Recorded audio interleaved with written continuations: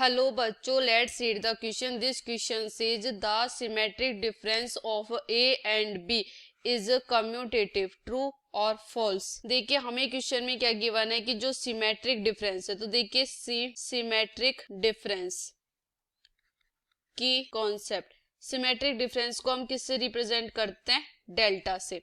हमें क्या बोल रहा है कि जो सिमेट्रिक डिफरेंस है ए एंड बी का, वो क्या है हमारे पास? कम्यूटेटिव. तो A delta B is equal to में क्या होना चाहिए? B delta A. ये क्या हो जाएगा हमारे पास? कम्यूटेटिव. और देखिए हमारे पास जो ए डेल्टा बी होता है, ये इक्वल टू में क्या होता है? देखिए ये क्या है हमारे पास? ए और ये क्या है हमारे पास? बी. तो ए डेल्टा बी है, ये क्या हो जाएगा हमारे पास? ये हो जाएगा हमारे पास ए डेल्टा बी, क्योंकि ए डेल्टा बी जो होता है वो इक्वल टू में होता है ए माइनस में बी.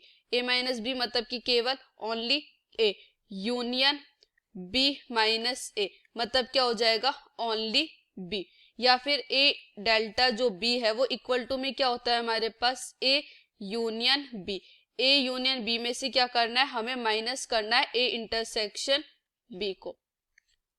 ठीक है. अब देखिए हमें क्या करना है, हमें प्रूफ करना है कि ये जो है वो क्या है? कम्यूटेटिव है. तो कम्यूटेटिव है तो देखिए यदि हम ए यूनियन बी निकाले या फिर हम बी यूनियन ए निकाले, इन दोनों की जो वैल्यू आएगी वो क्या आएगी? इक्वल आएगी. उसके बाद यदि हम ए इंटरसेक्शन बी निकाले या फिर बी इंटरसेक्शन ए निकाले, इन दोनों की वैल्यू भी क्या आएगी? इक्वल आएगी. तो ये क्या है हमारे पास? कम्यूटेटिव है. तब देखिए हमारे पास जो ए डेल्टा बी आएगा वो इक्वल टू में क्या आएगा हमारे पास? ए यूनियन बी माइनस में क्या होगा? A intersection B. उसके बाद यदि हम बी डेल्टा ए निकाले तो इक्वल टू में क्या हो जाएगा हमारे पास? बी यूनियन ए और माइनस में क्या हो जाएगा? B intersection A. तो यहां से देखा हमने ए यूनियन बी जो है वो बी यूनियन ए के इक्वल है और ए इंटरसेक्शन जो बी है वो इक्वल टू है बी इंटरसेक्शन ए के. तब हमारे पास यहाँ से जो ए डेल्टा बी है, क्या ए डेल्टा बी जो है वो इक्वल टू में हो जाएगा बी डेल्टा ए के. तो हमारा ये जो होगा वो क्या हो गया? कम्यूटेटिव.